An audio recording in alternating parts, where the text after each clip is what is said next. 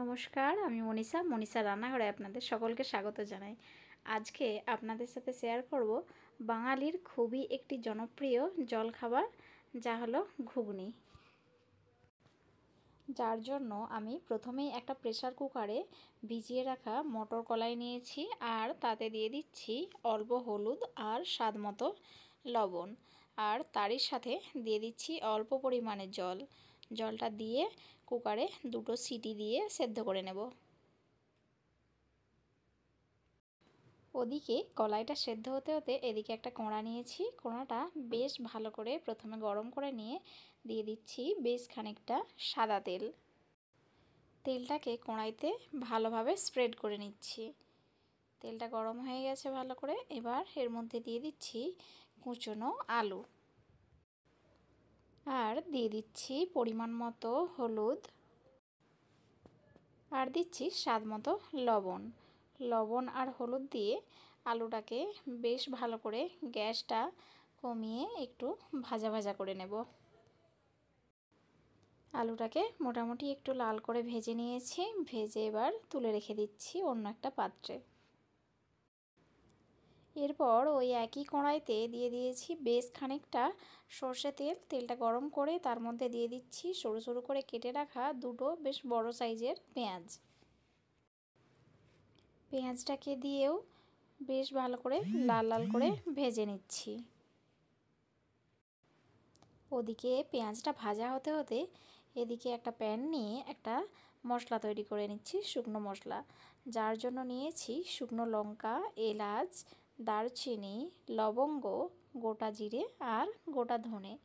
মশলাটাকে গন্ধ ছাড়া পর্যন্ত ভেজে নিচ্ছি বেশ ভালো করে। মশলাটাকে মিনিট 2 লো টু মিডিয়াম হিটে ভালো করে ভেজে নিচ্ছি। ভেজে ঠান্ডা করার জন্য রেখে দেবো। রেখে মিক্সার গ্রাইন্ডার দিয়ে গুঁড়িয়ে নেব। পেঁয়াজটাকে বেশ লাল করে ভেজে তার মধ্যে আদা রসুনের পেস্ট দিয়ে দিচ্ছি ওই 2 চামচ মতো। দিয়ে আদা রসুনের কাঁচা গন্ধটা যাওয়া পর্যন্ত ভেজে নেব। রসুনের কাঁচা গন্ধটা চলে গেছে। এবার দিয়ে দিলাম কাঁচা লঙ্কার পেস্ট। লঙ্কাটা দিয়ে একটু ভাজার পর এখানে 2টো মোটামুটি বড় সাইজের পাকা টমেটো ছোট ছোট করে কেটে রেখেছিলাম, সেগুলো দিয়ে দিচ্ছি। আর টমেটোটা দিয়েই তার সাথে অল্প নুন দিতে হবে। দিয়ে টমেটোর কাঁচা গন্ধটা যতক্ষণ না চলে যাচ্ছে, একটু ভাজা ভাজা হয়ে যাচ্ছে, ততক্ষণ পর্যন্ত মশলাটা ভাজতে থাকবো। টমেটোটা বেশ ভাজা হয়ে গেছে। এবার দিয়ে দিচ্ছি পরিমাণ মতো হলুদ, কাশ্মীরি লঙ্কার গুঁড়ো, ধনের গুঁড়ো,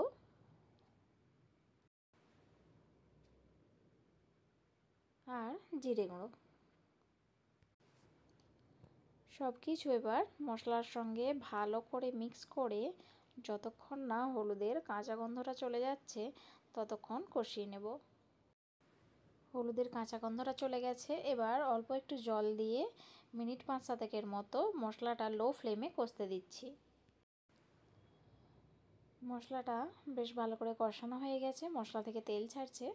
এবার দিয়ে দিচ্ছি কুচনো ধনেপাতা, একটু বেশি করেই দিলাম।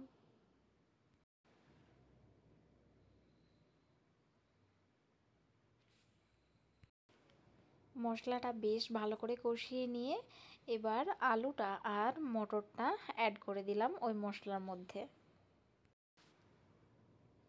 দিয়ে একটা চামচের সাহায্যে এবার মশলার সঙ্গে 10 মিনিট মতো ভালো করে কষিয়ে নেব। প্রথমে আলু আর মটরের সাথে মশলাটাকে অনেকক্ষণ ধরে বেশ ভালো করে মিক্স করে নিয়েছি। আর এবার অ্যাড করছি পরিমাণ মতো জল।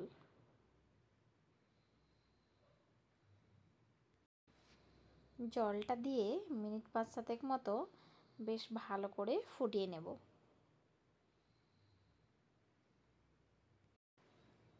জলটা দিয়ে খুব ভালো করে ফুটিয়ে নিয়েছি। দেখতে পাচ্ছেন কালারটা কতটা সুন্দর এসেছে। এটা এমন একটা খাবার যেটা আমরা বাড়ির কোনো অনুষ্ঠান হোক আর বাইরে বেরিয়েই হোক সবাই খেতে পছন্দ করি।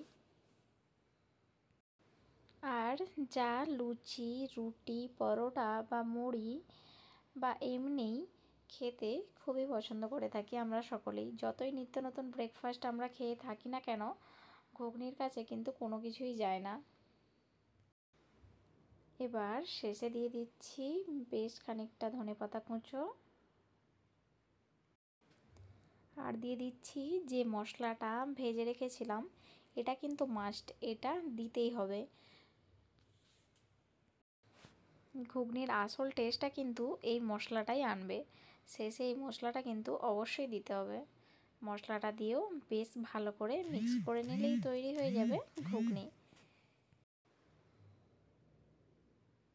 ভিডিওটি ভালো লাগলে একটি লাইক করবেন, আর কেমন লাগলো কমেন্টে অবশ্যই জানাবেন।